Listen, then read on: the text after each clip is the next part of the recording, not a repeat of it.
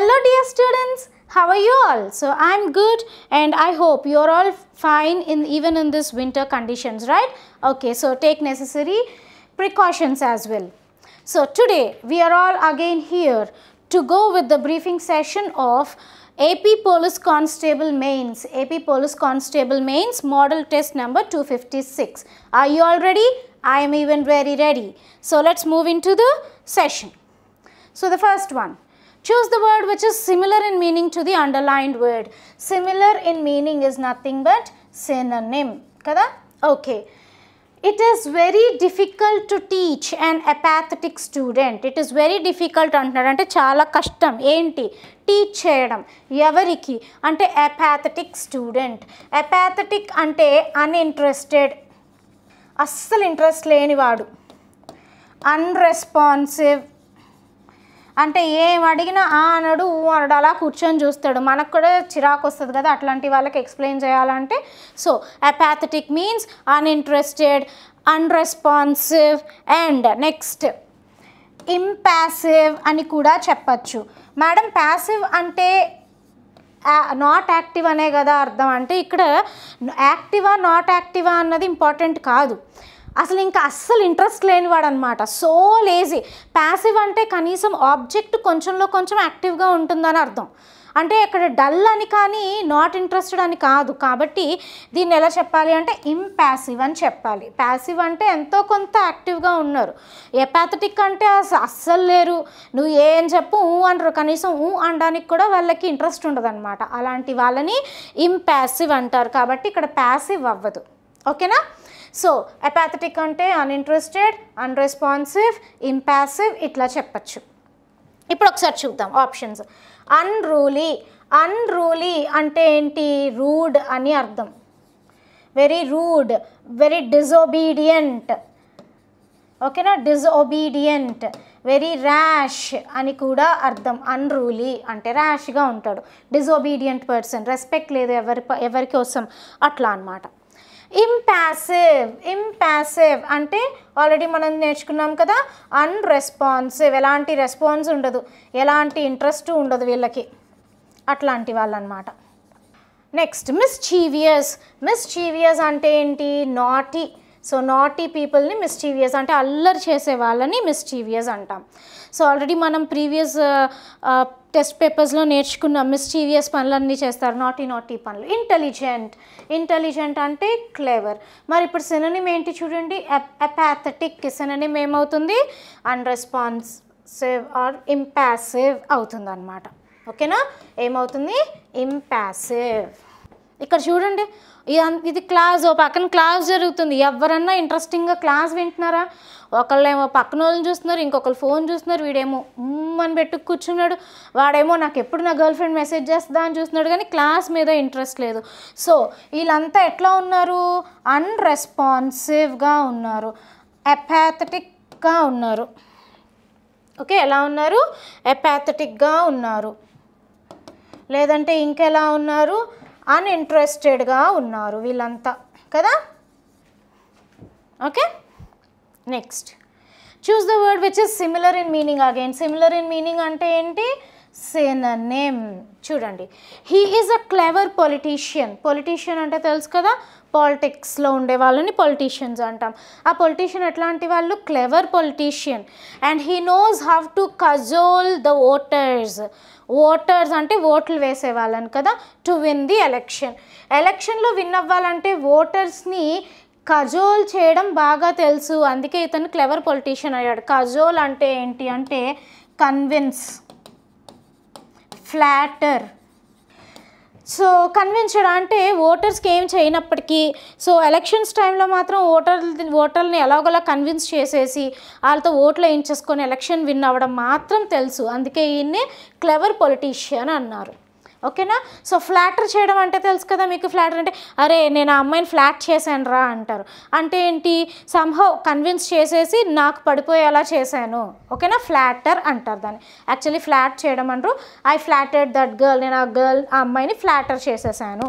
ఆ flatter class flat అయిపోయింది అనమాట. ఓకేనా. సో ఫ్లాటర్ చేయడం అంటే ఒప్పించేసి నాకు పడిపోయేలా చేసుకోవడం, ఫ్లాటర్.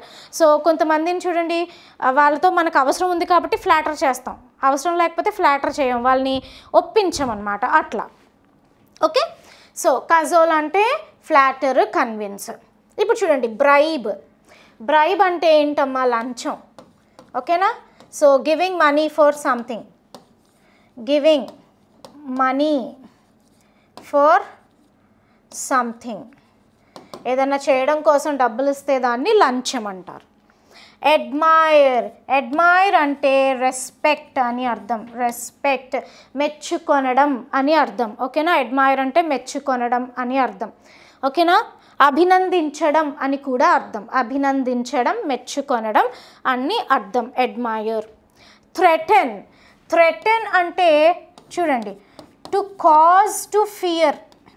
అబ్జర్వ్ చేయండి బాగా, భయపడడం కాదు థ్రెటనింగ్ అంటే, భయపెట్టడం థ్రెటనింగ్ అంటాం. ఓకేనా. సో భయపడడాన్ని ఫియర్ అంటాము, ఐఎమ్ అఫ్రేడ్ ఆఫ్, నేను భయపడ్డాను అని అంటాం. కానీ భయపెట్టడంని థ్రెటన్ అంటారు. టు కాజ్ టు ఫియర్, భయం కలిగేలాగా చేయడం, భయపెట్టడం థ్రెటన్ అంటాం. ఓకేనా. నెక్స్ట్ పర్సువేడ్ మీన్స్, పర్సువేడ్ అంటే కన్విన్స్, ఇన్ఫ్లుయెన్స్. నా ఇన్ఫ్లుయెన్స్ వాళ్ళ మీద ఉంది అంటే ఏంటి, నేనేం చెప్పినా వాళ్ళు నమ్మేస్తారు, నేనేం చెప్పినా కన్విన్స్ అయిపోతారు అని అర్థం. ఓకేనా. సో పర్సువేడ్ అంటే కన్విన్స్ అని చెప్పచ్చు, ఇన్ఫ్లుయెన్స్ అని చెప్పచ్చు, ఇక్కడ చెప్పుకున్న ఫ్లాటర్ అని చెప్పచ్చు. ఓకే. సో ఇప్పుడు చూడండి, కజోల్కి ఏమొస్తుంది, సినోనిమ్ పర్సువేడ్ వస్తుంది. ఓకే. నెక్స్ట్ చూడండి, వీళ్ళు నువ్వు నాకు హెల్ప్ చేయి, నేను నీకు హెల్ప్ చేస్తా, బదులుగా నీకేమిస్తా, డబ్బులు ఇస్తా అంటే ఈ వ్యక్తిని కన్విన్స్ చేసేస్తున్నాడు. ఏం పెట్టి కన్విన్స్ చేస్తున్నాడు అంటే డబ్బులు చూపించి కన్విన్స్ చేసేస్తున్నాడు కదా. So this is called Kajol. ఏంటది, కజోల్. సో ఏం చేస్తున్నాడు ఈ వ్యక్తి, దిస్ ఫెలో, ఈ వ్యక్తిని కన్విన్స్ చేస్తున్నాడు. ఏం చూపించి కన్విన్స్ చేస్తున్నాడు అంటే డబ్బులు చూపించి కన్విన్స్ చేసేస్తున్నాడు. సో దీన్నే ఏం చెప్పాలి, convincing others is called cajole అని చెప్పాలి. Next one, choose the word which is opposite. Opposite అంటే ఏంటి, antonym. Okay. In this poem the word foggy is used in a metaphorical senses.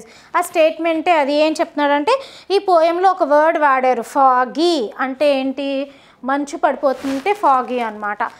దాన్ని ఎలా యూజ్ చేశారు, ఏ సెన్స్లో, ఏ ఉద్దేశంలో యూజ్ చేశారంటే మెటాఫోరికల్ అనే సెన్స్లో యూజ్ చేశారు. ఇప్పుడు మెటాఫోరికల్ అంటే ఏంటి, మెటాఫోరికల్ మీన్స్ నాట్ రియల్, నిజం కానిది, విచ్ మీన్స్ ఇమాజినరీ. అది నిజం కాదు, ఇట్స్ నాట్ రియల్ అంటే ఏంటి, ఇట్స్ ఇమాజినరీ, ఊహలో మాత్రమే ఉండేది, అలా ఊహించుకుంటే మాత్రమే ఉంటే దాన్ని మెటాఫోరికల్ అంటాం. ఓకేనా. ఫిగరేటివ్ అంటే కూడా ఇమేజరీ అని అర్థం, ఇమాజినరీ అని అర్థం, ఊహించుకునేది. సింబాలిక్, దీన్ని దానికి సింబాలిక్గా చూపిస్తున్నాం అంటే కంపేర్ చేస్తున్నాం. సింబాలిక్ అంటే కంపేర్ చేయడం. ఓకేనా. సో దీన్ని ఇమాజినరీ అని కూడా అనొచ్చు జనరల్గా, ఎందుకంటే కొన్నిసార్లు మనం ఆ కంపారిజన్ని ఊహించుకుంటాం, ఊహలో మాత్రమే కుదురుతాయి, రియల్గా కుదరవు. కాబట్టి సింబాలిక్ అంటే కంపేర్ చేయడం అని అర్థం, లేదంటే ఇమాజినరీ అని కూడా అర్థం. లిటరల్ అంటే రియల్ అని అర్థం. రియల్ అంటే నిజమైనది, అంటే ఇట్ ఈస్ నాట్ ఇమాజినరీ, ఊహించేది కాదు, అది నిజమైనది అని అర్థం. నెగటివ్ అంటే తెలుసు కదా. సో నెగటివ్ అంటే ఆల్వేస్ బ్యాడ్ అని అర్థం. నెగటివ్ అంటే always bad, negative side, always bad side అని అర్థం. ఇప్పుడు మెటాఫోరికల్కి ఆపోజిట్ ఏమవుతుంది, ఈ ఫిగరేటివా, సింబాలిక్గా, లిటరలా, నెగటివా, లిటరల్ అవుతుంది. లిటరల్ అంటే నిజమైంది, మెటాఫోరికల్ అంటే నిజం కానిది, అంటే ఊహించబడింది మాత్రమే. నెక్స్ట్, ఇది చూడండి ఏముంది ఇక్కడ, లడ్డు కావాలా నాయన అంటున్నాడు. మీరు ఇదివరకు Cadbury Dairy Milk shorts ads చూసేవారా? ఆ షార్ట్ని ఇలా చూడంగానే వీడికి మైండ్లో లడ్డు కావాలా నాయన అని ఇమాజినేషన్కి వెళ్ళిపోతాడు. అంటే ఒకటి కాదు రెండు, ఓకేనా? సో ఇక్కడ కూడా చూడండి ఇది ఇమాజినేషన్ కదా, వీడి ఆలోచన ఇది ఏంటి, క్యాడ్బరీ అనగానే రౌండ్గా ఉంటుంది, దాన్ని ఇట్లా కట్ చేస్తే దాని లోపల నుంచి చాక్లెట్ వచ్చేస్తుంది, అబ్బా అని ఇమాజిన్ చేసుకుంటున్నాడు. Which is metaphorical. ఏంటమ్మా ఇది?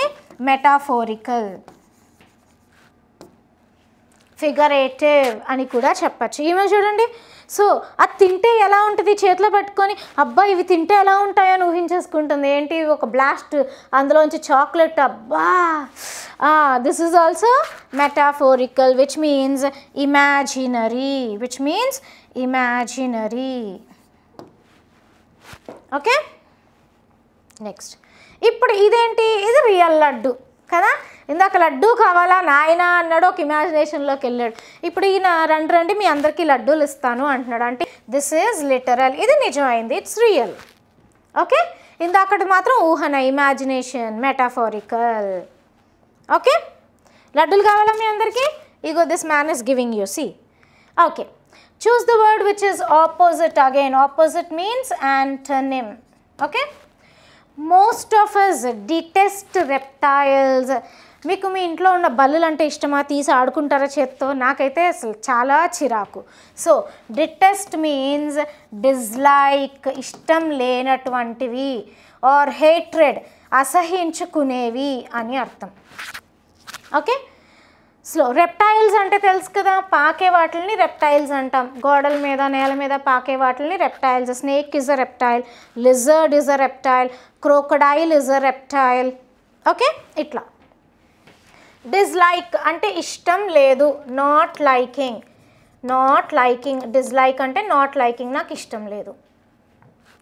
అడ్మైర్, అడ్మైర్ అంటే ఇందాకే చెప్పుకున్నాం ఏంటి, రెస్పెక్ట్ అంటే మెచ్చుకొనడం, అభినందించడం, అడ్మైర్ చేయడం. హార్మ్, హార్మ్ అంటే ఏంటి, కాజ్ ఇంజ్యూరీ, కాజ్ ఇంజ్యూరీ. ఏదైనా ఒకటి హాని చేయడం, I don't know to right, హాని చేస్తే దాన్ని హార్మ్ చేయడం అంటారు. ఓకేనా, హా గుర్తుపెట్టుకోవాలి. హార్మ్ అంటే హాని చేయడం. ఓకేనా. అబోర్, అబోర్ అంటే స్ట్రాంగ్ డిస్లైక్, అబోర్ అంటే స్ట్రాంగ్ డిస్లైక్.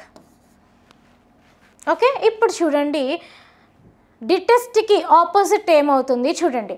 ఇది నాట్ లైకింగే, ఇది కూడా సంథింగ్ నెగటివ్, ఇది కూడా నాట్ లైకింగే, మరి ఇదేమో రెస్పెక్ట్, కాబట్టి ఇది అవుతుంది.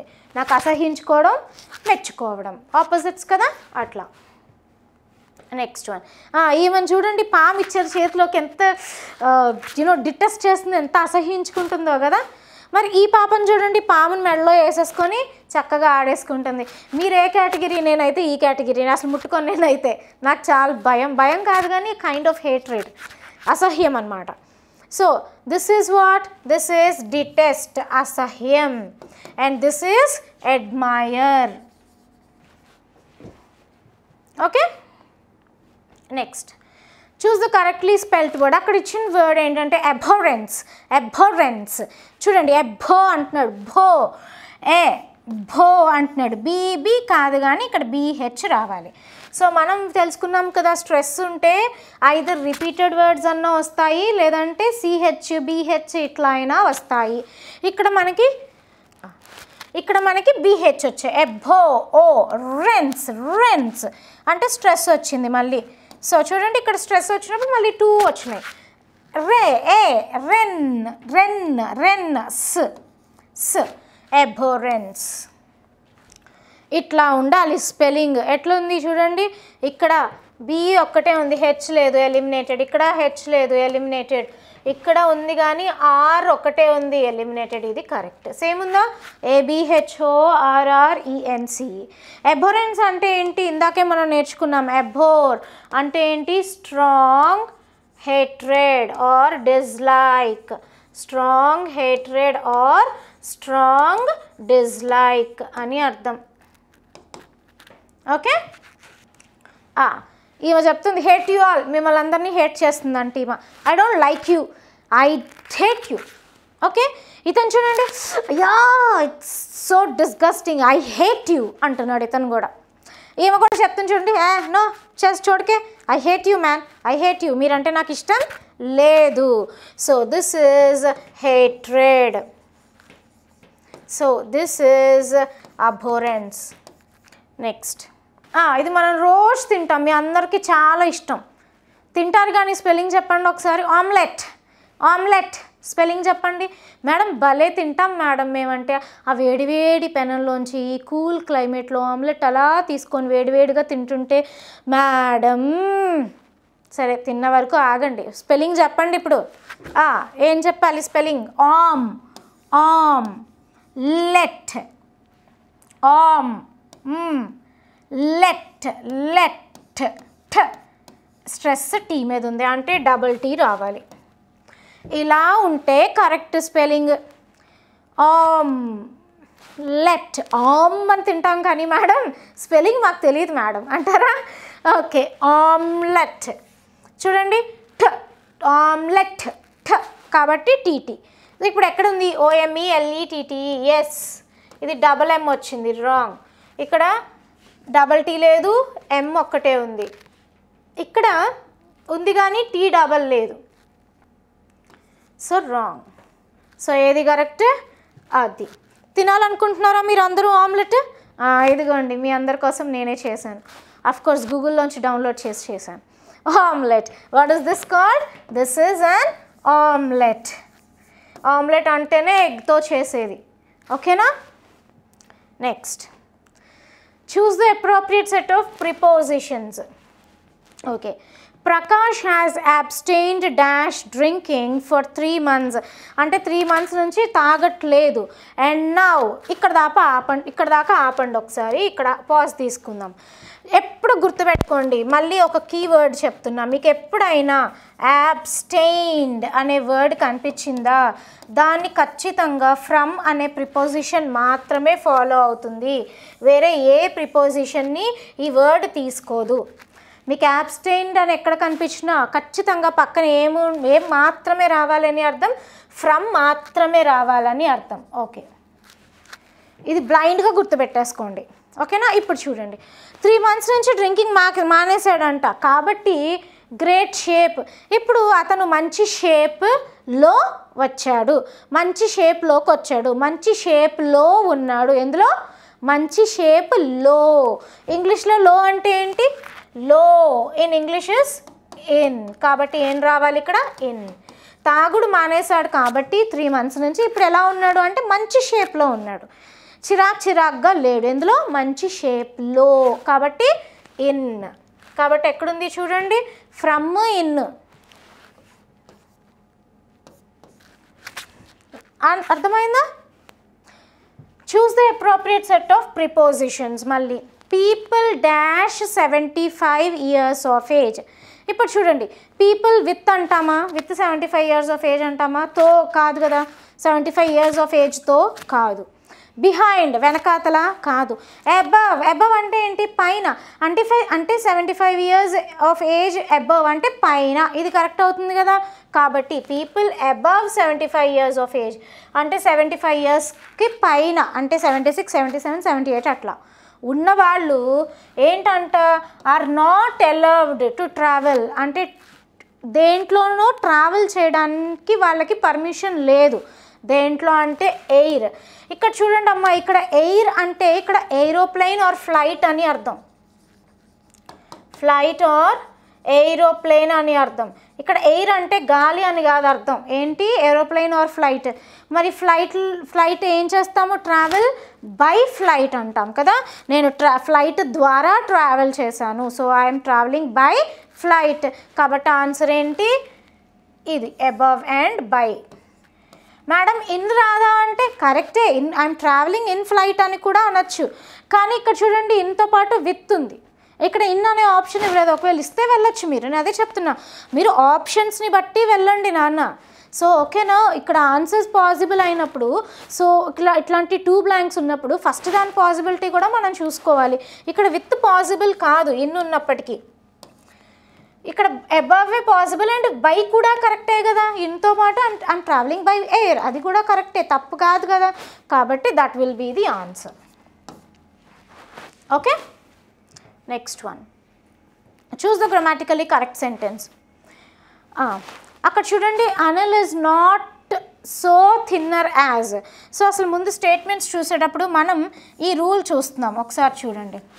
మీకు ఎప్పుడైనా, నేను ఆల్రెడీ చెప్పానా గుర్తులేదు, మళ్ళీ చెప్తున్నాను, ఎప్పుడైనా మీకు యాజ్ డాష్ యాజ్ అని వచ్చిన, సో డాష్ యాజ్ అని వచ్చిన, ఈ మధ్యలో ఈ బ్లాంక్లో ఏం మాత్రమే ఉండాలి, పాజిటివ్ డిగ్రీ మాత్రమే ఉండాలి అని అర్థం. ఇది మీరు గుర్తుపెట్టుకోవాలి బాగా. మీకు ఎప్పుడైనా స్టేట్మెంట్స్లో డిగ్రీస్ ఆఫ్ కంపారిజన్లో యాజ్ అని కానీ సో యాజ్ అని కానీ కనిపిస్తే, సో ఖచ్చితంగా వాటి మధ్యలో ఏ డిగ్రీ ఉండాలని అర్థం, పాజిటివ్ డిగ్రీ మాత్రమే ఉండాలి అని అర్థం. మేడం యాజ్కి సో యాజ్కి డిఫరెన్స్ ఏంటి, యాజ్కి సో యాజ్కి డిఫరెన్స్ ఏంటి అంటే, పాజిటివ్ స్టేట్మెంట్స్ని యాజ్తో రాస్తాము, నెగటివ్ స్టేట్మెంట్స్ అంటే నాట్ అని కనుక స్టేట్మెంట్స్లో ఉంటే సో యాజ్ అని రాస్తాం, అంతే డిఫరెన్స్, వేరే ఏం లేదు. మేడం ఇప్పుడు నెగటివ్ స్టేట్మెంట్స్కి యాజ్ అని నేను రాయకూడదా అంటే అది కూడా రాసుకోవచ్చు, తప్పు ఏమీ లేదు. ఓకేనా, ఇప్పుడు ఇక్కడ స్టేట్మెంట్స్లో నాట్ ఉంది కాబట్టి మనం దేనికి వెళ్ళాలి, సో యాజ్కి వెళ్ళాం. యాజ్తో రాసినా కరెక్టే, నేను తప్పని చెప్పట్లేదు, యాజ్తో రాసినా కూడా కరెక్టే. ఇప్పుడు యాజ్కి లేదంటే సోకి యాజ్కి మధ్యలో ఏ డిగ్రీ ఉండాలి, పాజిటివ్ డిగ్రీ ఉండాలి. ఇప్పుడు ఒకసారి చూడండి, అక్కడ ఇచ్చిన డిగ్రీ ఏంటి, thin, thin, thinner, thinnest. Positive degree, comparative degree, superlative degree ఏముండాలి ఇప్పుడు, థిన్. అది ఎక్కడుందో అక్కడే ఆన్సర్ చూడండి, థిన్నర్, థిన్నర్, థిన్, ఇది ఆన్సర్, థిన్నెస్ట్ రాంగ్. సింపుల్, నేను చెప్పాను కదా, మనం ఎల్లగా టెస్ట్ చేయగా ఈజియర్ మెథడ్స్ని చూడాలి. సో మిగిలిన స్టేట్మెంట్ ఏం చూడక్కర్లే, ఇక్కడ యాజ్కి సోకి ఇక్కడ చెప్పా కదా, యాజ్ రాసినా తప్పులేదు, థిన్ డిగ్రీ పాజిటివ్ డిగ్రీ ఎక్కడుంటే అక్కడికే వెళ్ళిపోవాలి. ఇది మీకు బాగా గుర్తుండాలి, బ్లైండ్లో గుర్తుండిపోవాలి. మేడం ఎన్నని గుర్తుపెట్టుకుంటాం మేడం అంటే తప్పదు, మరి మనకు ఉద్యోగం కావాలంటే అన్ని పట్టుకోవాలి. Choose the grammatical sentence correct. ఇప్పుడు చూడండి, the rich man distributed the blankets between themselves అన్నాడు. ఓకే, సో స్టేట్మెంట్స్ చూసే ముందర బిట్వీన్ అంటే ఏంటి చెప్పండి మీరు. బిట్వీన్ అంటే రెండిటికి మధ్యన అంటే టూ థింగ్స్, అక్కడ టూ థింగ్స్ మాత్రమే ఉంటే బిట్వీన్ రావాలి. అదే మోర్ దాన్ టూ థింగ్స్ అంటే ఏం రావాలి, అమాంగ్. అంటే సింపుల్గా అమాంగ్ అంటే more than two things, more than two things. More than two things అంటే ఏంటి అర్థం, ప్లూరల్ అని కదా అర్థం, అంతేనా. ఇప్పుడు అక్కడ చూడండి, మరి దెమ్సెల్వ్స్ అన్నాడు, ఇక్కడ దెమ్సెల్వ్స్ ప్లూరల్, బిట్వీన్ వస్తుందా, రాదు. The rich man distributed the blankets among them అన్నాడు, దెమ్ ప్లూరలేనా, ఎస్, కాబట్టి ఇది కరెక్ట్. నెక్స్ట్ చూడండి, the rich distributed the blankets between those అన్నాడు, అసలు దోస్ అన్న ప్లూరలే కానీ దెమ్ అనో అనాలి, కానీ దోస్ అంటే అవి అని, అవి అంటే థింగ్స్, వేటి మధ్య తెలియదు కాబట్టి wrong. The rich man distributed the blankets with them అనం కదా, ఏమనాలి, అమాంగ్ దెమ్ అనాలి. సో ఇది మీకు గుర్తుండాలి. ఓకే, కనిపిస్తుందా అమ్మా? Okay, next one, choose the meaning of the underlined phrase or idiom. Okay, the crime was committed in cold blood. ఇక్కడ క్రైమ్ జరిగిందండి. క్రైమ్ ఎలా చేస్తారు, బాబు ప్లీజ్ బాబు నేను చంపుతాను బాబు, నీ దగ్గర ఉన్నది దోచుకుంటాను బాబు అంటామా, వెళ్ళి ఏ కసక్కని పొడిచేస్తామా, క్రూయల్గా చేస్తాం. సో కోల్డ్ బ్లడ్ అంటే ఏంటి అంటే క్రూయల్గా జరిగింది అని అర్థం.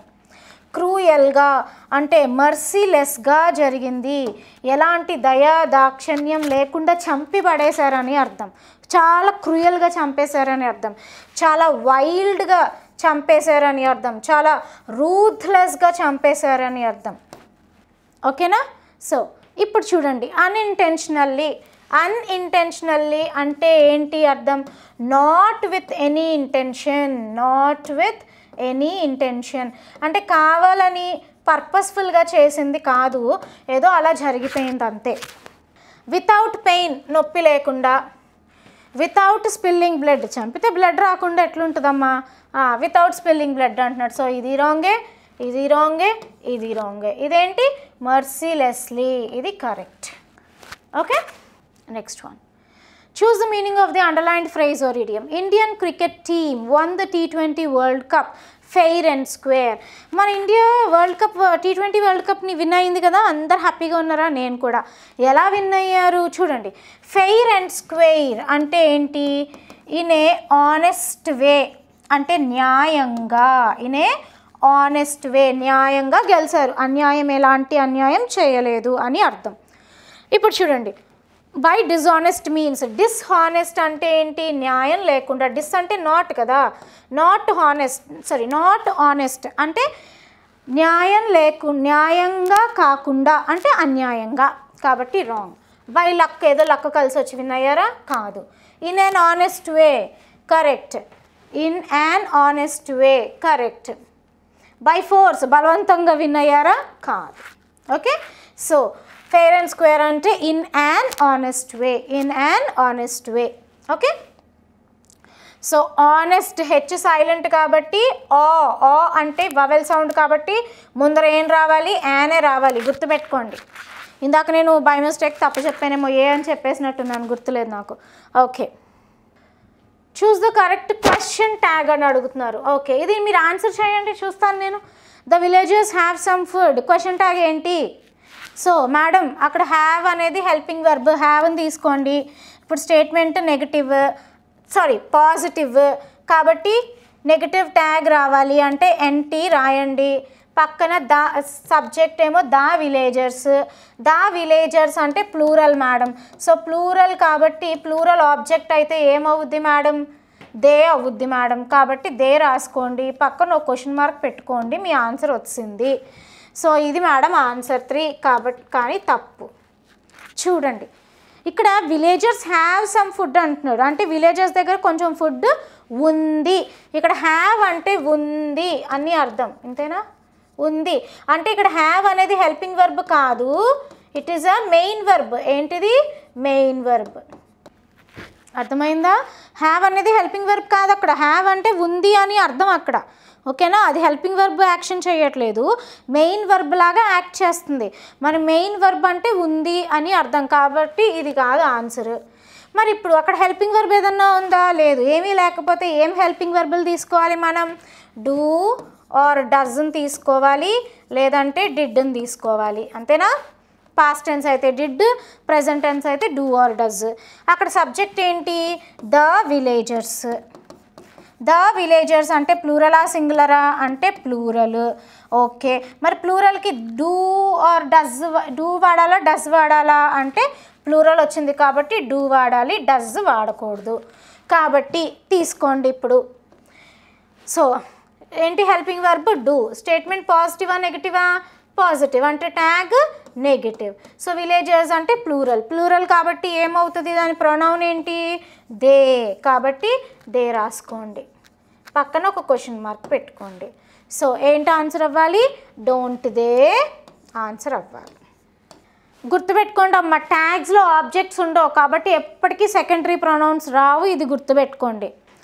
ఓకేనా? మనం క్వశ్చన్ ట్యాగ్స్ రాసినప్పుడు ఎప్పుడు మనకి ఎలాంటి ప్రొనౌన్స్ వస్తాయమ్మా? ప్రైమరీ ప్రొనౌన్స్ మాత్రమే వస్తాయి. ఏమొస్తాయి? ప్రైమరీ ప్రొనౌన్స్ మాత్రమే వస్తాయి, సెకండరీ ప్రొనౌన్స్ రావు. సెకండరీ ప్రొనౌన్స్ రావు. ఇక్కడ they primary pronoun, them secondary pronoun.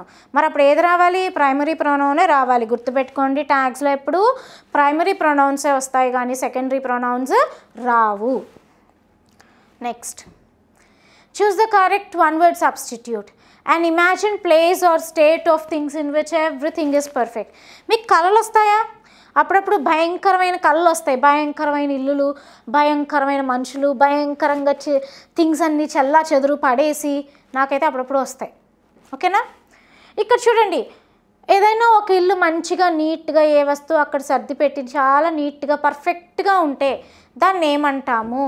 ఒకవేళ ఏదైనా ఒకటి ఏ వస్తువు అయినా ఏ ఇల్లు ఏ ప్లేస్లో అయినా ఏ వస్తువు అక్కడ పెట్టబడి చాలా నీట్గా క్లీన్గా మనకు కనిపిస్తుంది అంటే దాన్ని ఏం చెప్పాలి అంటే ఉటోపియా అని చెప్పాలి. ఏం చెప్పాలి? ఉటోపియా.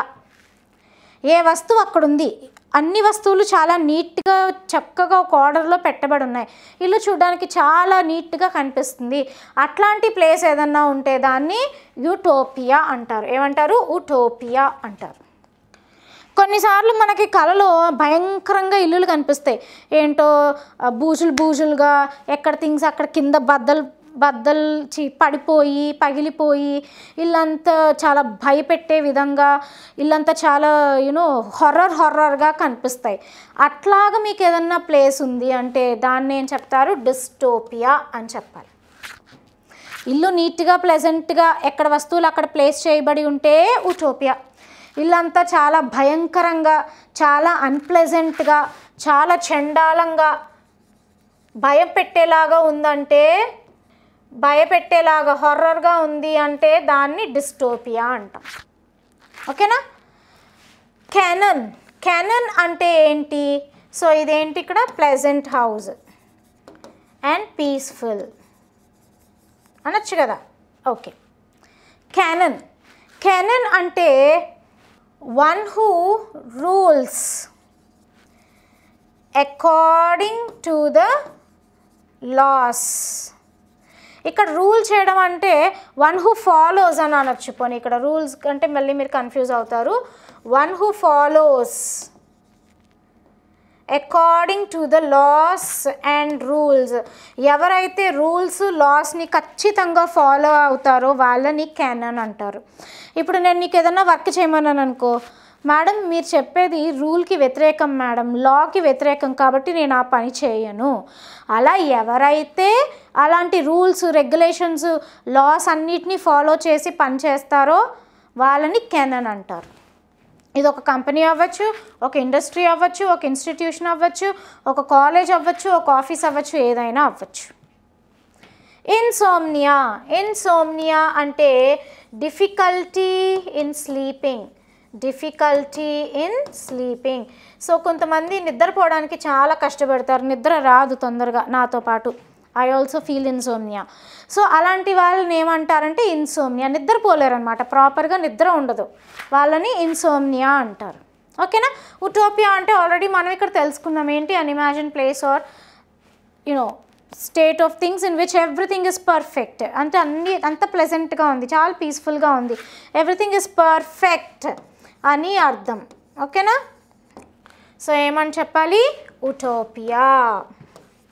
నెక్స్ట్ ప్యాసివ్ ఫామ్ చెప్పండి. హెల్ప్ ద హెల్ప్లెస్ ఏమొస్తుంది చెప్పండి. సో ఇది వర్బ్, ఇదేమో ఆబ్జెక్ట్. అంటే సబ్జెక్ట్ వేరే ఏదో ఉంది, సబ్జెక్ట్ సమ్ ఎక్స్ అనుకోండి. ఇప్పుడు సమ్ ఎక్స్తో చూసుకోండి. హెల్ప్ ద హెల్ప్లెస్ అంటే హెల్ప్ లేని ఎవరైతే హెల్ప్ కోసం అడుగుతున్నారో వాళ్ళకి మనం ఏం చేసి తీరాలని అర్థం, ఖచ్చితంగా హెల్ప్ చేయాలి అని అర్థం.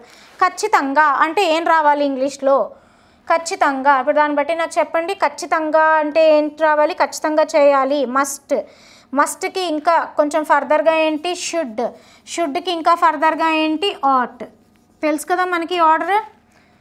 మస్ట్ అంటే చేయాలి, షుడ్ అంటే మస్ట్ కన్నా ఇంకొంచెం స్ట్రెస్ ఎక్కువ, ఖచ్చితంగా చేయాలి. ఆట్ అంటే ఇంక చచ్చిపోతున్నా చేసి తీరాలంటే నీకు వేరే చాయిస్ లేదు, స్ట్రెస్ లెవెల్స్ ఎక్కువ అనమాట. ఇంకొంచెం ఇంటెన్సిఫైయింగ్ షుడ్కి ఇంకొంచెం ఇంటెన్సిఫైయింగ్ ఆట్ అనమాట. ఇప్పుడు హెల్ప్ చేయాలి అంటున్నాడు అంటే మీరు చేయాలి ఖచ్చితంగా అంటున్నాడు. అంటే ఖచ్చితంగా చేయాలంటే ఇప్పుడు ఇట్లా ఏం రావాలి చూడండి? షుడ్ రావాలి. కాబట్టి that is the answer. The helpless object become subject కదా, కాబట్టి the helpless should be helped. ఇది V1 కదా, హెల్ప్ అంటే V1. మరి ఇప్పుడు V1 ఎలా ఉండాలి? ప్యాసివ్ వాయిస్లో ఎప్పుడు వర్బ్ ఎలా ఉండాలమ్మా? ప్యాసివ్ వాయిస్లో వర్బ్ ఎలా ఉండాలి చెప్పాలి? V3లోనే ఉండాలి. అంటే V1, V2, V3 అంటే హెల్ప్. వచ్చిందా? సో నేను అదే చెప్తున్నా, మనం చూడంగానే ఆన్సర్ని ఇలా ఒక మ్యాప్ వచ్చేసి మన మైండ్లో ఆన్సర్ని గెస్ చేసేయగలిగేలా ఉండాలి. ఓకే? ఇతను చూడండి హెల్ప్ అని అడుగుతున్నారు. అట్లా అడిగిన వాళ్ళకి మనం ఏం చేసి తీరాలని అర్థం, హెల్ప్ చేయాలి అని అర్థం. ఇట్స్ అ మ్యాండేటరీ థింగ్, ఖచ్చితంగా చేయాల్సిన పని. చూస్ the correct passive voice of the sentence. Okay, so అంటే స్టేట్మెంట్ యాక్టివ్ వాయిస్లో ఉంది. You have to buy a dictionary. ఇక్కడ యూ అనేది సబ్జెక్ట్, గుడ్ డిక్షనరీ అన్నది గుడ్ డిక్షనరీ అనేది ఆబ్జెక్ట్. సో ప్యాసివ్ వాయిస్లో subject becomes object, object becomes subject. ఇక్కడ చూడండి బై V1లో ఉంది. సో జనరల్గా మేడం హ్యావ్ వచ్చినప్పుడు V3లో కదా ఉండాలి అంటే ఇక్కడ అబ్జర్వ్ చేయండి, ఇక్కడ హ్యావ్ టు అనేది ఇట్స్ ఎ మోడల్ ఆక్సిలరీ, అది వర్బ్ ఫామ్ కాదు. ఓకేనా? సో ప్రెజెంట్ పర్ఫెక్ట్ వర్బ్ కాదు, ఇట్స్ ఎ మోడల్ ఆక్సిలరీ. మనం ఇందాకే నేర్చుకున్నాం modal auxiliary must becomes should to becomes ought to. అలాగే ఇక్కడ కూడా అంతే, చూడండి ఒకసారి. Have to or has to, దీనికి పాస్ట్ టెన్స్ ఏంటి? Had to. ఓకేనా? So have to or has to becomes must to. This becomes should, this becomes ought to. ఓకేనా? సో ఇప్పుడు దీని ప్రకారం అది ఎట్లా మారుతుంది చూడండి. A good dictionary, a good dictionary. Dictionary సింగులరా ప్లూరలా అంటే సింగులర్. సింగులర్ అయితే ఏం రావాలి? హ్యావా హ్యాజా అంటే హ్యాజ్. సో ఎప్పుడైనా గుర్తుపెట్టుకోండి అమ్మా, మీకు యాక్టివ్ వాయిస్లో కనుక టు ఇన్ఫినిటీ వస్తే, యాక్టివ్ వాయిస్లో టు ఇన్ఫినిటీ వస్తే గుర్తుపెట్టుకోండి. మళ్ళీ చెప్తున్నా, రూల్ లాగా చెప్తాను ఇది. ఓకేనా? ఎప్పుడు చెప్పే రూల్ లాగా. మీకు యాక్టివ్ వాయిస్లో కనుక టు అని వస్తే అది కాస్త ప్యాసివ్ వాయిస్లో to infinitive plus be plus V3లోకి మారాలి. ఇది గుర్తుపెట్టుకోవాలి. ఓకే, యాక్టివ్ వాయిస్లో కనుక టు కనిపిస్తే ప్యాసివ్ వాయిస్లో అది ఎట్లా మారాలి? To plus be plus V3 కింద మారాలి. ఇది మీకు బాగా గుర్తుండాలి. ఇప్పుడు దాని ప్రకారం చూడండి, టు ఉంది అంటే అది ఎట్లా మారాలి? To plus be plus V3. బైకి V3 ఏంటి? Buy bought, V1 V2 V3 అంటే bought, to be bought by you, ఇలా రావాలన్నమాట. ఓకేనా? సో ఇప్పుడు దాని ప్రకారం చూడండి, హ్యాజ్ టు బీ బాట్ ఇది కరెక్ట్. ఇక్కడేమో ఈజ్ బాట్ ఉంది, రాంగ్. ఇక్కడేమో హ్యాడ్ టు బీ ఉంది, రాంగ్. సో ఇక్కడేమో విల్ బీ ఉంది, రాంగ్. ఓకేనా? Next one. ఇక్కడ మీరు అడగచ్చు, మేడం ఇక్కడ హ్యావ్ ప్లస్ V3 ఎందుకు లేదని చెప్పానా ఇది. సో ఇక్కడ హ్యావ్ టు అనేది మోడల్ ఆక్సిలరీ కాబట్టి మోడల్ ఆక్సిలరీ పక్కన V3 ఉండాలన్న ఇది లేదు. ఇక్కడ have is not representing present perfect. Have to is acting as a modal auxiliary. ఓకేనా? Next. So what is this? This is a dictionary. So మీ అందరి దగ్గర డిక్షనరీస్ ఉన్నాయా? రిఫర్ చేస్తున్నారా? లేకపోతే మంచి ఆక్స్ఫర్డ్ డిక్షనరీ కొనుక్కోండి, it's very good. Okay, next. Rearrange the phrases into a meaningful sentence. మనం లాస్ట్ వీకే ఏదో ఒక చిన్న ఇంపార్టెంట్ మెథడ్ని కనుగొన్నాం కదా, దానికే నేను చాలా ఎక్కువ ఫీల్ అయిపోతున్నాను. సబ్జెక్ట్ వర్డ్స్ వెతుక్కొని మనం రాసుకోవడం కన్నా ఇక్కడ కామన్గా ఏమున్నాయి చూడండి. 5 5 5 4 అంటే అయితే 5 అవ్వాలి, సబ్జెక్ట్ వర్డ్ 4 అవ్వాలి. డైరెక్ట్గా అవే తీసుకొని చేద్దాం, టైం వేస్ట్ ఎందుకు చేసుకోవడం. ఇప్పుడు the university, okay, the university is going to, okay, is majority 5 ఉంది కాబట్టి ఫస్ట్ 5 తీసుకున్నాను నేను. ఓకేనా? సో 5 మూడు ప్లేసెస్లో ఇచ్చాడు కాబట్టి 5తో ఫస్ట్ స్టార్ట్ చేసుకుంటున్నా. The university is going to, next conduct ఏంటి? Our semester examinations in the first week of April వచ్చేసింది. సో అక్కడ ఇచ్చిన వర్డ్స్ చూడండి, our semester examinations, conduct, is going to, in the first week of April, the university. ఇప్పుడు దాన్ని మనం arrange చేస్తే ఏం సిరీస్ వచ్చింది? 5 3 2 1 4 ఎక్కడుంది? ఇక్కడ ఉంది. సో ఇది వరకు కన్నా ఇంకా కొంచెం టైం సేవ్ చేసి ఈజీగా చేసాం. నెక్స్ట్, ఇప్పుడు అలానే ట్రై చేయండి. సో మళ్ళీ ఫ్రేజెస్ని మీనింగ్ఫుల్గా అరేంజ్ చేయమంటున్నాడు. Next year cut back on, the government has by 10% announced plans to defence. ఇక్కడ ఆప్షన్స్ అబ్జర్వ్ చేస్తే ఫస్ట్వి 3, 3, 3, 5 అంటే ఎక్కువగా 3 ఉంది కాబట్టి 3తో ఫస్ట్ స్టార్ట్ చేద్దాం. 3 ఏంటి? The government has announced plans to cut back on defense by 10% next year. 3, 5, 2, 6, 4, 1 ఉందా? 3, 5, 2, 6, 4, 1. సో ఇది ఆన్సర్ అన్నమాట. ఇవి తప్పు. సో ఇంకా మనకి టైం సేవ్ అయింది కదా, ఇలా చూసుకోవడం చాలా బెటర్ అన్నమాట. Choose the correct verb form అడుగుతున్నాడు. I dash seen your brother just now. ఒకసారి అబ్జర్వ్ చేయండి అమ్మా. See, so, scene, V1, V2, V3 అంటే ఇక్కడ ఇది ఏ ఫామ్లో ఉంది అంటే V3. మనకి టెన్సెస్ ప్రకారం దేనికి V3 కాంబినేషన్ అంటే have or has or had, ఈ మూడిటికి V3 కాంబినేషన్లో రావాలి. ఇప్పుడు ఇక్కడ అబ్జర్వ్ చేయండి, హ్యాజ్ ఎలాగో లేదు, పక్కన పెట్టేయండి. ఐకి హ్యావే వస్తుంది కాబట్టి హ్యాజ్ని పక్కన పెట్టేయండి. మనం జనరల్గా స్ట్రక్చర్ రాసుకున్నాం ఇది. సో ఐకి హ్యావే వస్తుంది. మరి ఇక్కడ హ్యాడ్ కూడా సూటబులే కదా V3కి. మరి ఇప్పుడు ఎలా మేడం అంటే ఇప్పుడు ఒకసారి క్వశ్చన్ చెక్ చేయండి. I dash seen your brother just now అంటున్నాడు. జస్ట్ నవ్ అంటే ఇప్పుడు అంటే ప్రెజెంట్ టెన్స్. మన ప్రెజెంట్ టెన్స్లో మనం ఏం వాడతాము? హ్యావ్ వాడతాం. కాబట్టి ఇక్కడ ఆన్సర్ హ్యావ్ అవ్వాలి. హ్యాడ్ పాస్ట్ టెన్స్లో కదా వాడతాం, పాస్ట్ పర్ఫెక్ట్. మనం అక్కడ V3కి పాసిబుల్ కాంబినేషన్స్ రాసుకున్నాం అంతే. ఓకేనా? జస్ట్ నవ్ అన్నాడంటే ఇప్పుడు కాబట్టి ప్రెజెంట్ టెన్స్ కాబట్టి హ్యావ్ రావాలి. Next choose the correct punctuation. So punctuations ఎలా రావాలి మీకు తెలుసు కదా. సో ఫస్ట్ క్యాపిటల్ లెటర్ ఉండాలి. అన్నిటికీ ఉన్నాయా చెక్ చేసుకోండి. ఎస్, పాట్నా ఉన్నాయి. ఏదైనా అడిషనల్ ఇన్ఫర్మేషన్ ఉంటే కామాస్ మధ్యలో ఉండాలి. ఫర్ ఎగ్జాంపుల్ చూడండి, Patna the capital of Bihar is situated on the banks of river. Patna the capital of Bihar is situated on the banks of river.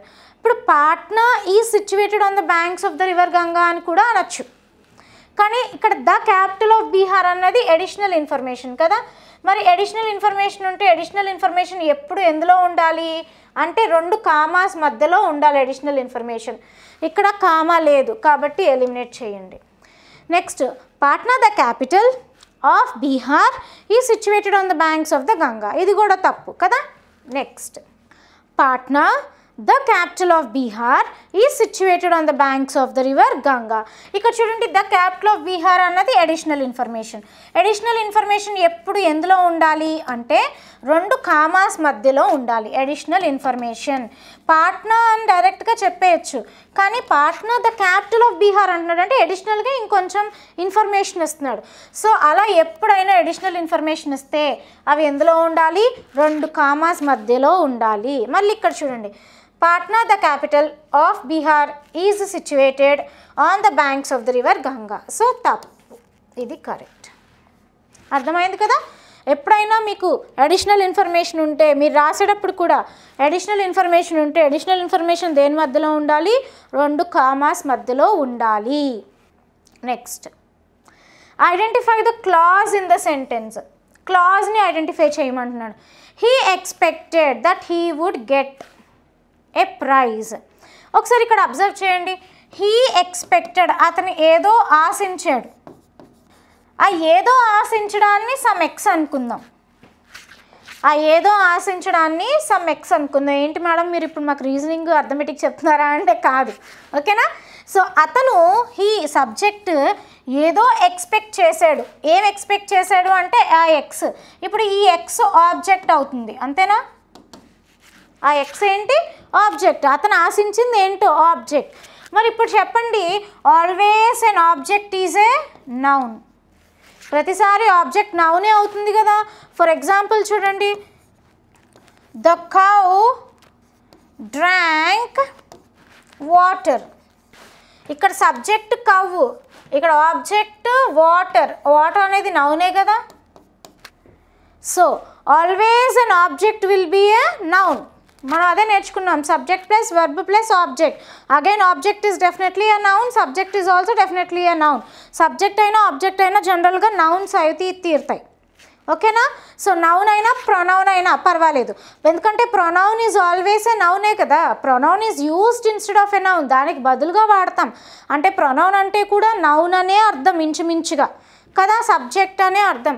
కాబట్టి ఇప్పుడు ఇక్కడ చూడండి, ఇతను ఎక్స్పెక్ట్ చేశాడు. ఏం ఎక్స్పెక్ట్ చేశాడంటే ఇదంతా సమ్ ఎక్స్ అనుకోండి, అంటే ఇదంతా సమ్ ఆబ్జెక్ట్. మరి ఆబ్జెక్ట్ అంటే ఏంటి సింపుల్గా అంటే నౌన్. కాబట్టి ఇదేం క్లాజ్? Noun clause. అర్థమైందా ఇప్పుడు ఎందుకు చెప్పానో? ఇది మీకు గుర్తుండాలి. Okay, next. ఇంతకీ అతను ఏం ఎక్స్పెక్ట్ చేశాడు చూడండి. So what did he expect? I forgot that he would get a prize. ఇక్కడ అతను ఏం ఎక్స్పెక్ట్ చేశాడంటే తనకి ప్రైజ్ రావడాన్ని ఎక్స్పెక్ట్ చేశాడు. ఇక్కడ కూడా ఒకటి అబ్జర్వ్ చేయండి, ప్రైజ్ ఇంపార్టెంట్ కాదు అక్కడ, తనకి ప్రైజ్ రావడమే ఇంపార్టెంట్ అక్కడ. ఓకేనా? కాబట్టి తనకి, ఎవరికి? తనకి అంటే నౌనే జనరల్గా. కాబట్టి అలా చూసుకున్నది ఏమైంది? నౌన్ క్లాజే అయ్యింది. ఓకేనా? ఇవన్నీ ఏంటి అంటే సింపులర్ మెథడ్స్ అన్నమాట. Next, choose the appropriate article. చెప్పండి చూడంగానే. ఝ అంటే వెవెల్ సౌండా కన్సనెంట్ సౌండా? Consonant sound. కన్సనెంట్ సౌండ్ అంటే ఏం రావాలి? ఏ రావాలి. మేడం ఇక్కడ దా ఎందుకు రాదు అంటే ఐ హ్యావ్ జాబ్ ఇంటర్వ్యూ అన్నాడు, అదేం స్పెసిఫిక్గా ఈ కంపెనీకి అని అనలేదు. ఏదో ర్యాండమ్గా ఒక జాబ్ ఇంటర్వ్యూస్కి వెళ్తున్నాడు అతను, అందులో ఇది కూడా ఒకటి. అందులో స్పెసిఫిసిటీ ఏం లేదు. For example today I have a job interview at TCS అన్నాడు అనుకో, అప్పుడు అది స్పెసిఫిసిటీ. ఇక్కడ స్పెసిఫిసిటీ ఏం లేదు కదా. సో జస్ట్ జాబ్ ఇంటర్వ్యూ అన్నాడు, సమ్ ఏదో అని అర్థం. కాబట్టి సమ్ ఏదో కాబట్టి సంథింగ్ కామన్ కాబట్టి ఏకి వెళ్దాం. Okay, next. Choose the correct form of the indirect speech అన్నాడు. The children told me we will be in Hyderabad tomorrow. ఇక్కడ చిల్డ్రన్ అనేది సబ్జెక్ట్ కదా, తీసేయండి. టోల్డ్ అనేది V2 అంటే రిపోర్టింగ్ వర్బ్ V2 అంటే పాస్ట్ టెన్స్, అంటే స్టేట్మెంట్ కూడా పాస్ట్ టెన్స్లోకి వెళ్ళాలి. ఓకే, మీ అంటే నాకు. సో ఎవరికి చెప్పారు? నాకు చెప్పారు. ఓకే, ఏవని? వి. ఇక్కడ వి ఎవరమ్మా? చిల్డ్రన్. ఓకేనా? సో వి చిల్డ్రన్, వి అంటే ప్లూరల్ కదా. సో వి కాస్త ఎట్లా మారాలి ఇక్కడ అంటే దే కింద మారాలి. ప్లూరలే కదా, దే అంటే కూడా ఎవరు అంటే వాళ్ళు. ఓకేనా? విల్ ఎలా మారాలి ఇప్పుడు? వుడ్ కింద మారాలి. బీ ఇన్ హైదరాబాద్ టుమారో ఎలా మారాలి? నెక్స్ట్ డే కింద మారాలి. ఇప్పుడు దీన్ని బట్టి చూడండి, ద చిల్డ్రన్ టోల్డ్ మీ, టోల్డ్ని టోల్డ్ లాగే ఉంచేస్తారు, not an issue. Reporting verb మనం ఎట్లయినా మార్చుకోవచ్చు. The children told me that, told me వచ్చింది కాబట్టి దట్ వచ్చింది. Okay, they would be in Hyderabad tomorrow అన్నాడు, ఫస్ట్ ఆప్షన్. నెక్స్ట్ డే రావాలి, ఎలిమినేట్ చేయండి. The children told me that they would be in Hyderabad the next day అన్నాడు, correct. Next options చూద్దాం. The children told me that, ఇక్కడ will అన్నాడు, wrong. ఇక్కడ should అన్నాడు, wrong. Simple. Okay, next. Choose the correct form of the indirect speech అన్నాడు. మళ్ళీ Mary said I may need a computer. ఇప్పుడు ఒకసారి చూడండి, మేరీ అనేది సబ్జెక్ట్, ఇక్కడ సెడ్ రిపోర్టింగ్ వర్బ్ పాస్ట్ టెన్స్లో ఉంది కాబట్టి స్టేట్మెంట్ కూడా దేనిలోకి వెళ్ళాలి? పాస్ట్ టెన్స్లోకి వెళ్ళాలి. ఇక్కడ ఐ అంటే ఎవరు? మేరీ. కాబట్టి ఐ ఎలా మారాలి? షీ కింద మారాలి. ఓకేనా? గుర్తుపెట్టుకోండి అమ్మా, సబ్జెక్ట్స్ వస్తే అవి ప్రైమరీ ప్రొనౌన్స్నే తీసుకుంటాయి. మీకు ఆబ్జెక్ట్ దగ్గర వచ్చినప్పుడు మాత్రమే అవి సెకండరీ ప్రొనౌన్స్ కింద మారుతాయి. ఓకేనా?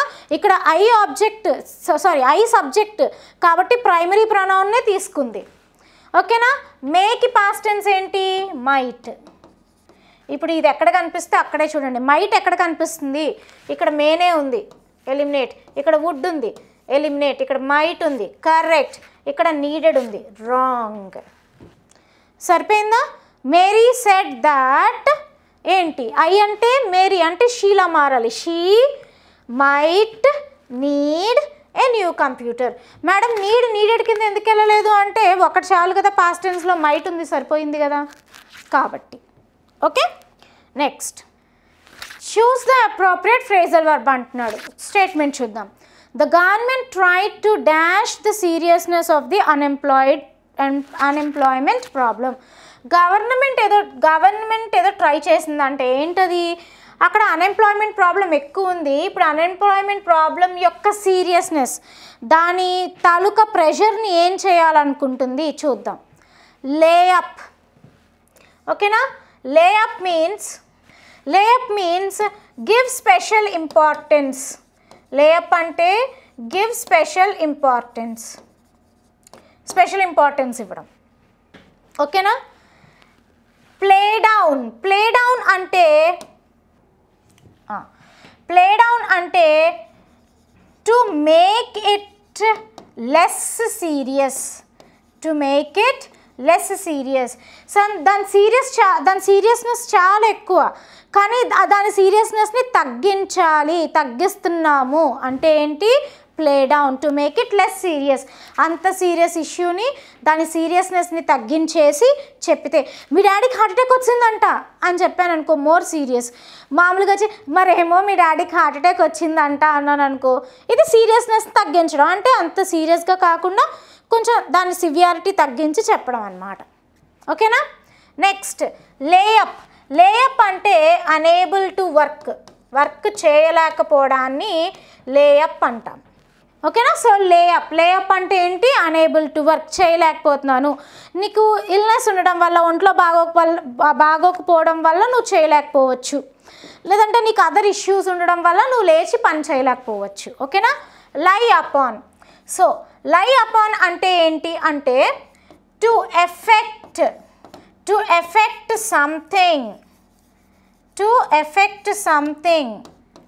In a specific way. అంటే చెప్తాను చూడండి. ఎఫెక్ట్ అంటే ఏంటి, ఇక్కడ ఒక ప్రభావం చూపించడం.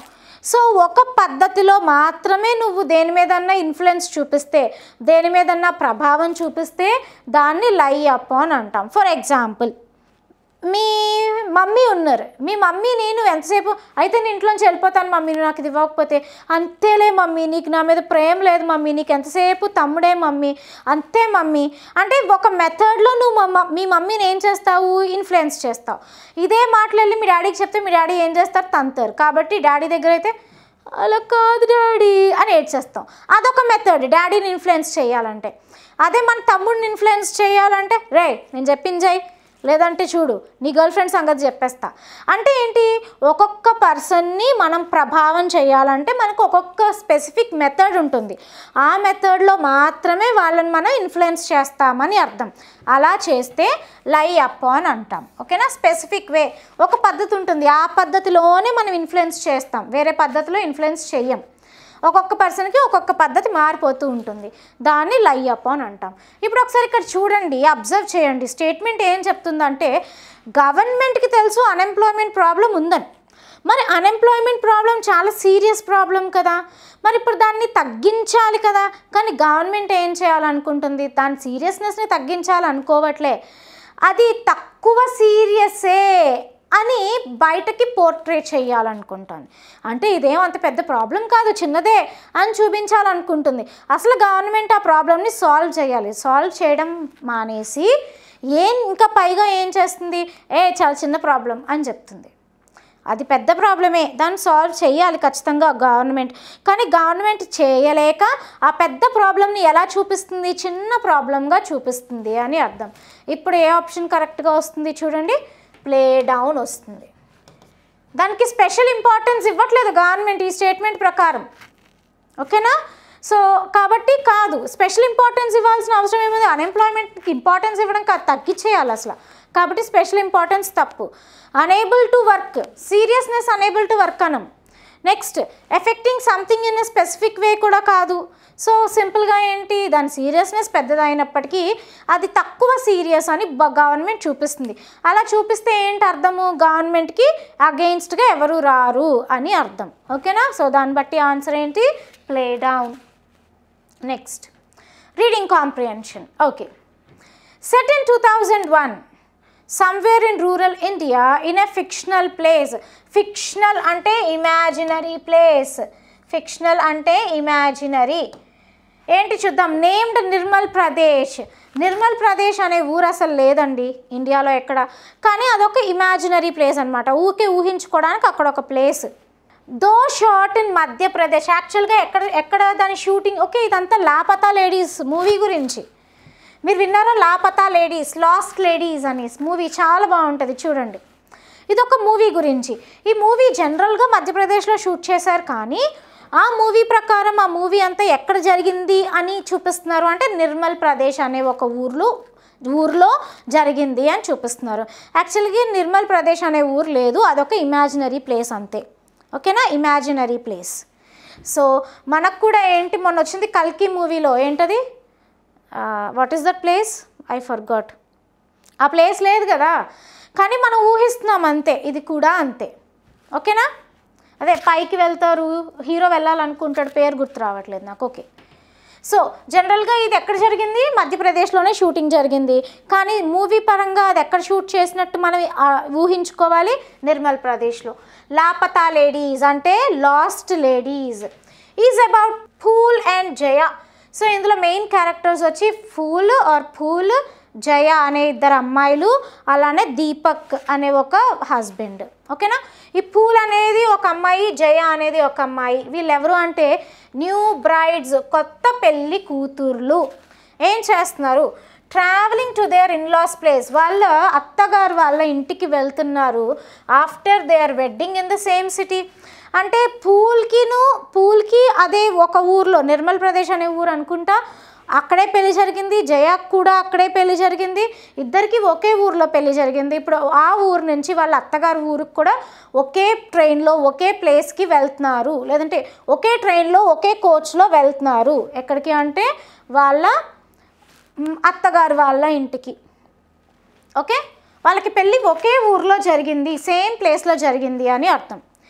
It's a sheer coincidence that they also share the same crammed coach.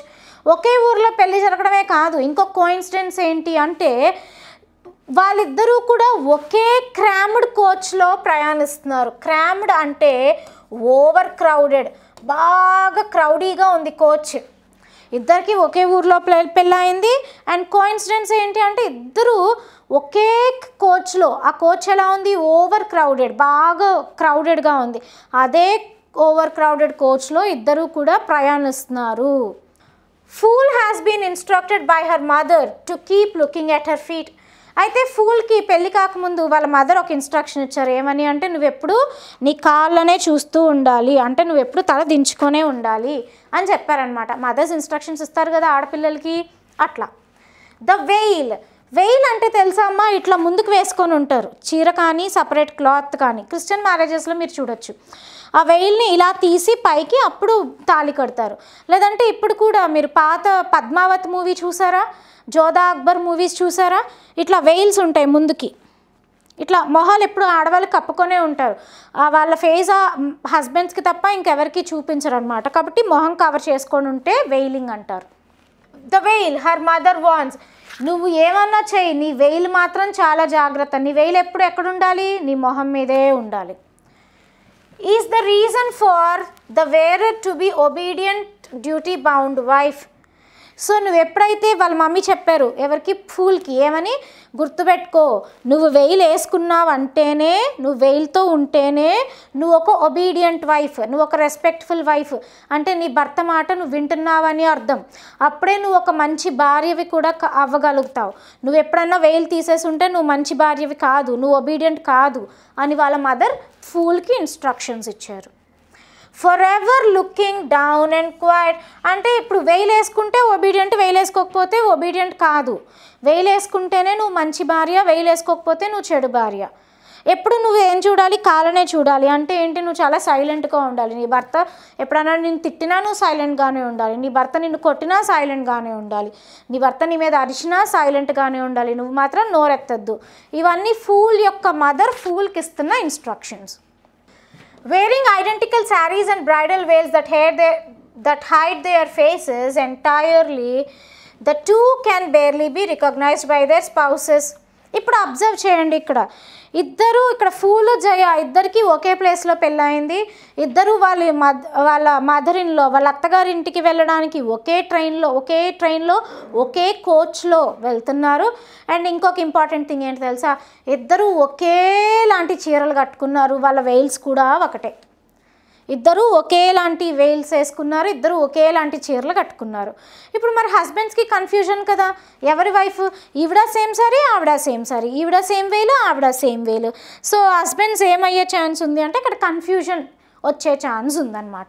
So వాళ్ళ హస్బెండ్స్ కూడా ఇట్లా చూడాలి అంటే ఇట్లా వేలెత్తి చూస్తేనే నా భార్య అని అనుకుంటాడు, ఎందుకంటే ఇద్దరు శారీసు సేమే, ఇద్దరు వెయిల్స్ కూడా సేమే. ఓకేనా?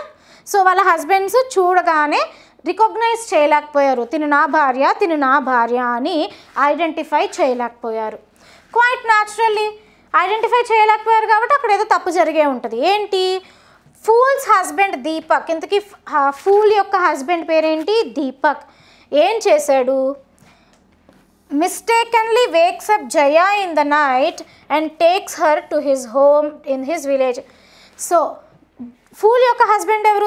దీపక్ ఏం చేశాడు, ఇద్దరు సేమ్ శారీస్ సేమ్ వేల్స్ వేసుకోవడం వల్ల ఫూల్ అనుకొని జయాని ఏం చేశాడు, ఆ రాత్రి లేపి లే మన స్టేషన్ వచ్చింది దిగిపో అని చెప్పి ఆ జయాన్ని దింపేసి జయాని వాళ్ళ ఇంటికి తీసుకెళ్ళిపోయాడు. యాక్చువల్లీ ఎవరిని తీసుకెళ్ళాలి? ఫూల్ని తీసుకెళ్ళాలి. ఓకేనా? సో జయాన్ని తీసుకొని వెళ్ళిపోయాడు. While Fool is shepherded by Jaya's husband. ఇప్పుడు జయాస్ హస్బెండ్ ఎవరో మనకి ఇక్కడ మెన్షన్ చేయలేదు, వాడిని సమ్ ఎక్స్ అనుకోండి, తనని సమ్ ఎక్స్ అనుకోండి. ఇప్పుడు జయా హస్బెండ్ ఏం చేయాలి? ఫూల్ని తీసుకెళ్ళాలి కదా. సో జయా హస్బెండ్ ఇంటెన్షన్ ఏంటి అంటే షెపర్డెడ్ అంటే గైడెడ్. ఇప్పుడు జయాస్ హస్బెండ్ కూడా దిగు అని చెప్పి వాళ్ళ ఆవిడ్ని గైడ్ చేసుకుంటూ తీసుకెళ్ళాడు. కానీ ఎందుకు గైడ్ చేశాడు? Only to be deserted at the railway station. అంటే జయా హస్బెండ్కి జయాని పెళ్లి చేసుకోవడం ఇష్టం లేదు, వాళ్ళ మదర్ బలవంతం మీద పెళ్లి చేసుకున్నాడు. కానీ అతని ఇంటెన్షన్ ఏంటి అంటే జయాని వదిలించేసుకోవడమే. కాబట్టి జయాని వదిలించుకుంటున్నాను అనుకొని ఎవరిని వదిలించుకున్నాడు అంటే ఫూల్ని. ఎందుకంటే జయాని దీపక్ ఆల్రెడీ తన వైఫ్ అనుకొని తీసుకెళ్ళిపోయాడు. సో జయా హస్బెండ్ ఫూల్ని ఎక్కడ వదిలేసాడమ్మా? రైల్వే స్టేషన్లోనే వదిలేసి వెళ్ళిపోయాడు. మరి ఇప్పుడు రైల్వే స్టేషన్లో వదిలేసి వెళ్ళిపోయినప్పుడు ఫూల్ ఎన్ని బాధలు పడి ఉండాలి. ఓకేనా? చూడాలి. What follows is a holy mess as the young women have no idea how to deal with the situation. ఇక్కడ ఆపుదాం ఒకసారి. ఇప్పుడు ఏమైంది? అటు వెళ్ళాల్సిన వాళ్ళు ఇటు వచ్చారు, ఇటు వెళ్ళాల్సిన వాళ్ళు అటు వచ్చారు. ఇప్పుడు జయాకి ఏం తెలీదు దీపక్ వాళ్ళ ఇంట్లో ఎలా ఉండాలి, ఏం చేయాలని. ఇక్కడ ఫూల్ ఏమో రైల్వే స్టేషన్లో వదిలేశారు ఫూల్ని. సో ఫూల్కి ఏం చేయాలో తెలియదు. ఇప్పుడు ఆవిడ కన్ఫ్యూజన్లోనే ఉంటుంది, ఈవిడ కన్ఫ్యూజన్లోనే ఉంటుంది కదా. సో ఇమాజిన్ చేసుకోండి, ఆ నైట్ తీసుకెళ్ళాడు, మార్నింగ్కి ఇట్లా వెయిల్ తీసి చూడంగానే అమ్మో ఎవరు నువ్వు ఫూల్ కాదు కదా అనుకొని ఉంటాడు కదా దీపక్. ఓకే, సో ఇదంతా ఏమైపోయింది? ఒక పెద్ద మెస్ అయిపోయింది, ఒక పెద్ద కన్ఫ్యూజన్ అయిపోయింది. అలానే ఇద్దరు ఆడవాళ్ళకు కూడా ఏం చేయాలో బేసిక్గా ఐడియా లేదు. ఫస్ట్ అసలు ఫూల్ విషయం అయితే ఇంకా దారుణం. ఇది అబ్జర్వ్ చేయండి అమ్మా, ఇక్కడ మధ్యప్రదేశ్లో జరిగిందంటే ఆడవాళ్ళకి అస్సలు ఎలాంటి జ్ఞానం లేని వాళ్ళు. ఓకేనా? సో ఆడవాళ్ళు ఎంతసేపు హస్బెండ్ ఏం చెప్తే అదే. ఓకేనా? మీరు ఈ మూవీ చూడండి, మీకు చాలా బాగా అర్థమవుతుంది. ఓకేనా? When the truth dawns on them and subsequently on the families of their in-laws. So ఇలా జరుగుతూ ఉండగా తెలుస్తుంది కదా, ఇప్పుడు ఆ మార్నింగ్కే తెలిసిపోతుంది కదా దీపక్కి వచ్చింది ఫూల్ కాదు జయ అని. ఫూల్కి కూడా అర్థమవుతుంది ఏంటి అంటే మా ఆయన నన్ను కాకుండా వేరే ఎవరినో తీసుకొని వెళ్ళిపోయాడని. ఇప్పుడు జయకు కూడా ఏంటి అర్థం అంటే ఓకే నాకు ఎలానో మా ఆయన అంటే ఇష్టం లేదు, ఇప్పుడు హ్యాపీగా నేను మా ఆయనతో వెళ్ళకుండా ఇంకెవరితోటో వచ్చానని జయ. ఓకే, సో చివరికి నిజం తెలుస్తుంది. ఎవరికి? ఆ యంగ్ ఉమెన్కి తెలుస్తుంది, వాళ్ళ హస్బెండ్ దీపక్కి తెలుస్తుంది. ఆ తర్వాత వాళ్ళకి తెలిసి అంటే సబ్సీక్వెంట్గా అంటే తర్వాత, సబ్సీక్వెంట్లీ అంటే లేటర్ తర్వాత అని అర్థం. సబ్సీక్వెంట్లీ అంటే లేటర్ తర్వాత ఫ్యామిలీస్కి కూడా తెలుస్తాయి, వాళ్ళ అత్తగారు వాళ్ళకు కూడా తెలుస్తుంది. అంటే ఇటు వీళ్ళ ఇంట్లోనూ వాళ్ళ ఇంట్లోనూ, దీపక్ వాళ్ళ ఇంట్లో ఫూల్ వాళ్ళ ఇంట్లో, అట్లానే జయ వాళ్ళ ఇంట్లో హస్బెండ్ వాళ్ళ ఇంట్లో అందరికీ తెలుస్తాయి. So this is all about the paragraph. Okay, ఇప్పుడు క్వశ్చన్స్ చూడండి. The imaginary location of the film Laapataa is in. Imaginary location ఏంటి? ఒరిజినల్ లొకేషన్ ఏమో మధ్యప్రదేశ్, మరి ఇమేజినరీ లొకేషన్ ఏమో నిర్మల్ ప్రదేశ్. ఏంటి? నిర్మల్ ప్రదేశ్. ఎక్కడుంది? ఇక్కడ. రైల్వే స్టేషన్ కాదు, మధ్యప్రదేశ్ కాదు, రైల్వే కోచ్ కాదు. Next, by their respective spouses. Spouse అంటే ఏంటి తెలుసా అమ్మ? స్పౌస్ అంటే ఐదర్ భార్య కానీ భర్త కానీ. ఇప్పుడు నేను ఇక్కడ ఉన్నాను కాబట్టి నా స్పౌస్ ఎవరు అవుతారు? మా హస్బెండ్. ఇప్పుడు మా హస్బెండే ఇక్కడ ఉన్నారు అనుకో, మా హస్బెండ్కి స్పౌస్ ఎవరు అవుతారు? నేను, అంటే హిజ్ వైఫ్. సో స్పౌస్ అంటే ఏంటి? భర్త ఉంటే భార్య స్పౌస్ అవుతారు, భార్య ఉంటే భర్త స్పౌస్ అవుతారు, అట్లా. ఓకేనా? ఇంతకీ బై దేర్ రెస్పెక్టివ్ స్పౌసెస్ అంటే ఎవరు? ఈ పారాగ్రాఫ్లో చూడండి, ఇక్కడ ఎవరు సేమ్ కలర్ శారీస్ వేసుకున్నారు, సేమ్ కలర్ వెయిల్స్ వేసుకున్నారు? జయా అండ్ ఫూల్. మరి ఇప్పుడు జయా అండ్ ఫూల్ అంటే అమ్మాయిలు, మరి వాళ్ళ స్పౌసెస్ అంటే ఎవరు? వాళ్ళ హస్బెండ్స్. అదే ఒకవేళ హస్బెండ్స్ ఉండి స్పౌసెస్ ఎవరు అని అడిగితే అప్పుడేమవుతారు? వైఫ్స్ స్పౌసెస్ అవుతారు. ఓకేనా? Next, the railway compartment in which the ladies were travelling was. Railway compartment ఎట్లా ఉంది చూడండి. That they also share the same crammed coach. Crammed అంటే ఏంటి అని చెప్పాను నేను ఆల్రెడీ. క్రామ్డ్ అంటే ఓవర్ క్రౌడెడ్ అని చెప్పాను ఆల్రెడీ. బాగా క్రౌడెడ్గా ఉంది, మనుషులతో బాగా ఫుల్గా ఉంది. సో క్రామ్డ్ అంటే over crowded.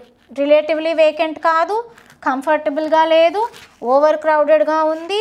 Not mention in the passage కాదు కదా, మెన్షన్ చేశారు. Next, the confusion regarding the identity of the bride is due to. అసలు బ్రైడ్ని ఐడెంటిఫై చేయడంలో కన్ఫ్యూజన్ ఎందుకు వచ్చిందమ్మా? ఎందుకు వచ్చింది? వేరింగ్ ఏంటి? Identical saris and bridal veils that hide their faces.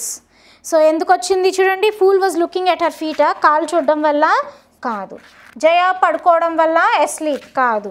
There identical saris and bridal veils అవును. Deepak Phool's husband was a stupid కాబట్టియా కాదు. Next, pick out the word from the passage which means at later date or time. Later తర్వాత, తర్వాత టైంలో, లేదంటే తర్వాత రోజు అని ఏంటి అని వచ్చే మీనింగ్ ఉన్న వర్డ్ ఏంటి?